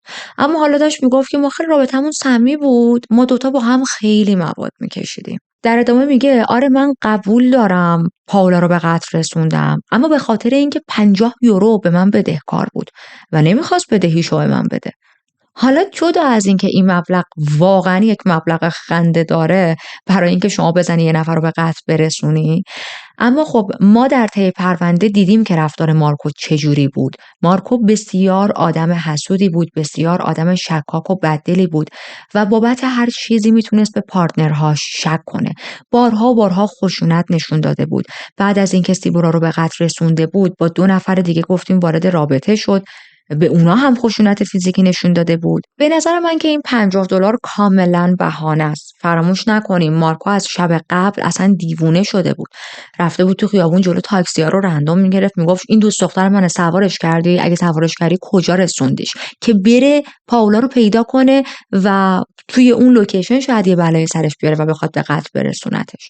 اما به هر حال اینا صحبت‌هایی بود که توی دادگاهش کرده بود. از نظر ما خنده‌دار، احمقانه است. از نظر هیئت منصف قاضی، همه افرادی که حضاری که توی دادگاه هستن هم همینطور بود، ولی من دارم براتون بیان میکنم. در ادامه یک حرف خیلی عجیب دیگه ای میزنه، میگه که من با پاولا اون روز دعوام شد و پاولا کسی بود که به من حمله کرد. من در دفاع از خودم مجبور شدم بهش ضربه بزنم با چاقو. اوکی، 1 دونه ضربه، 2 تا ضربه، 3 تا ضربه، مرد حسابی تو 14 تا ضربه چاقو بهش زدی. چه دفاعی تو از خودت داری با اون هیکل گولاخ نره خرت؟ این زن چه آسیبی میتونه به تو برسونه؟ چه دفاعی تو از خودت؟ 14 بار ضربه زدن دفاع از خودت. یه چیزی دفاع شخصی یا اینا شنیده بود دفاع از خود مثلا حکمت فلان میشه، گفته بود تو دادگاه دیگه. این رو هم فراموش نکنیم، این آدم مغز سالم نداره، یعنی انقدر مواد کشیده، انقدر مشروب خورده، پیش خودش داره فکر میکنه من چقدر دارم جوابای هوشمندانه‌ای میدم تو دادگاه، ولی در واقع یک رد قهوه‌ای توی دادگاه به جا گذاشته. حرفاش فقط و فقط خنده‌دار بود توی دادگاه، کسی نمیتونست جدی بگیره. توی دادگاه بهش میگن خیلی خوب اوکی، سیبورا رو چرا به قتل رسوندی؟ و اینجا مارکوس سکوت میکنه. دوباره ازش میپرسن زمانی که سیبورا رو به قتل رسوندی باهاش چیکار کردی؟ و میگه که بدنش رو توی یه بگ گذاشتم، اون بگ رو توی کیسه پلاستیکی گذاشتم، بعد گذاشتمش توی یه باکس چوبی با آهک پرش کردم و دیگه بقیه ماجرا که ما میدونیم که پلیس تو چه حالتی جسد رو پیدا کرده. توی دادگاهاش یک موضوع دیگه هم بررسی و مطرح میشه. یادتونه یه جای پرونده گفتیم پلیس دید کاشی‌های مقدار تغییر کرده، الگوش متفاوته، انگار این کاشی‌ها رو قبلا درآوردن دوباره گذاشتن، ولی خب چیزی اون زیر پیدا نکرده بودن دیگه، ما هم چیزی نگفتیم. دلیلش این بوده که مارکو اول میره زمین و کاشی‌ها رو برمی‌داره به امید اینکه ببینه مثلا عمیقه، جسد رو اونجا فرو کنه. بعد می‌بینه که نه، اینجوری که اصلا نمیتونه جسدها رو کف زمین بذاره و داستان میشه، پشیمون میشه، کاشی‌ها رو میذاره سر جاش، میره دیوار رو سوراخ میکنه به امید اینکه جسد رو توی دیوار بذارن و هیچکی دیگه نتونه جسد رو پیدا کنه. خیلی دادگاه‌ها و شخصیت مارکو واقعا برای من عجیبه. بهش میگن ما موقعی که جسد سیبورا رو پیدا کردیم یه گلی بالای سر، یه دسته گل بالای سرش خشک شده بود. داستان این دسته گله چیه؟ میگه که من بالا سرش گل گذاشتم تا روحش در آرامش باشه. خیلی عجیبه. یعنی هر چقدر آدم پرونده های جنایی کار میکنه یه چیزایی از قاتلا میبینه که اصلا نمیشه باور کرد. تو زدی دوست دخترتو کشتی، بعد بالا سرش گل گذاشتی که روحش در آرامش باشه. خیلی در آرامشه، ممنون. یا مثلا دوباره و دوباره ازش میپرسن چرا سیبورا رو به قتل رسوندی؟ هی در جواب این سوال سکوت میکرد. ولی یه جا دیگه وقتی چند بار ازش میپرسن میگه که من سیبورا رو به قتل نرسوندم، من فقط توی دیوار گذاشتمش. بعد دوباره یه جای دیگه بهش میگن قبول داری کاری که برای سیبورا کردی، اینکه 9 سال جسدش رو یه جا مفقود کردی، پنهان کردی، واقعا کار حال به هم زن و ظالمانه‌ای بود؟ میگه آره قبول دارم. خب چطوریه؟ تو که چند دقیقه پیش داشتی میگفتی سیبورا رو به قتل نرسوندی. میبینید چقدر دوگانگی توی حرفاش تو دادگاه بود. یه حرف دیگه توی دادگاهش میزنه، میگه من زمانی که به پلیس اعتراف کردم که سیبورا به قتل رسیده زمانی بود که از نظر معنوی متوجه شدم کارم اشتباه بوده، انگار که تا الان توی خواب عمیقی بودم و یهو بیدار شدم، برای همین به پلیس اعتراف کردم. نمیدونم چه انتظاری داشت توی دادگاه وقتی این حرف رو بیان میکنه، توقع داشت مثلا همه براش دست بزنن، گل واسش پرت کنن و تقدیر کنن ازش، بگن لطف کردی بیا برو اصلا تو آزادی مرد. خیلی رفتارش واقعا عجیب بود. تو 9 سال یک جسد رو توی خونه قایم کرده، در حالی که مادرش، پدرش، خواهر و برادرش تمام مدت تو فکر اینن. ببینید 9 سال زندگی با این که ندونید از عزیزتون چه خبریه واقعا آدم رو خورد میکنه. 9 سال این دختر رو، جسدش رو قایم کردی، زدی کشتی، قایم کردی و بعدش با یک دختر دیگه‌ای و با یک زن دیگه‌ای وارد رابطه شدی، اون هم زدی کشتی، بعد یواشکی از در ساختمون بیرون رفتی، نشستی توی باری واسه خودت مشروب آبجو خوردی، پلیس که گرفتت دیگه چاره‌ای نداشتی، انقدر مدارک بر علیهت وجود داشت که نمیتونستی حرفی بزنی، نمیتونستی کتمان کنی. حالا الان داری میگی حالت معنوی داشتم که باید من اینو بیان میکردم. مجدد توی دادگاه ها ازش میپرسن که اوکی، تو مگه نمیگی سیبورا رو به قتل نرسوندی؟ پس کی سیبورا رو به قتل رسونده؟ جن بوداده نیومده بکشتش که. میگه که آهان، سیبورا توسط یه سری از مافیا به قتل رسیده. و دادگاه اینطوری بود که مافیا؟ کدوم مافیا؟ نه تو با عضو مافیایی بودی، نه سیبورا عضو مافیایی بود، اصلا گنگتون بالا نبود، اصلا گروه خونیتون نمیخورد به این حرفا. کدوم مافیا؟ چی داری میگی تو؟ ببینید برای ما حرفاش خنده داره و میک فان میکنیم باهاش، اما تو دادگاه واقعا مارکو اینا رو داشت جدی میگفت. اینقدر این آدم مواد کشیده بود که اصلا انگار مغزه دیگه نبودش و پیش خودش فکر میکرد چه من زرنگم پسر. به هر حال داستانی که تحویل میده، من عین داستانش رو میخوام به شما هم بگم. میگه که من با 2 مرد خیلی خطرناکی آشنا شدم اون سالها که به من $25,000 قرض دادن که من با این $25,000 چون شرایط مالیم خیلی بد بود یک بیزینسی واسه خودم را بندازم و بعد از چند وقت از کنار این بیزینس بتونم این $25,000 رو در بیارم، بدهیمو با اینا صاف کنم. همون شب که من این $25,000 رو از اینا گرفتم، توی یک ساکی بود و رفتم توی یه دیسکو، داشتم میرقصیدم و واسه خودم حال میکردم که این ساکو از من میدزدن.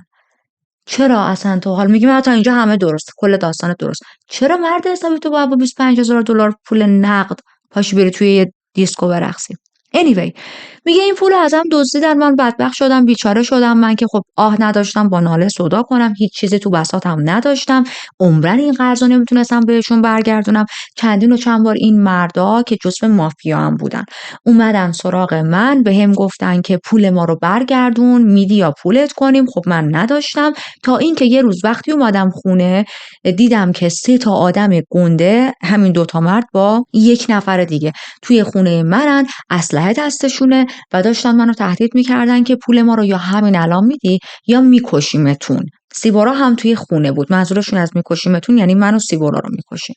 من خب پول نداشتم بدم، اونا یکیشون اسلحه‌شو گرفته بود به سمت من، اون یکی آدم‌های دیگه اسلحه هاشون رو گرفته بودن سمت سیبورا و وقتی که من میگم من پول ندارم بدم، به سر سیبورا شلیک میکنن و سیبورا رو میکشن.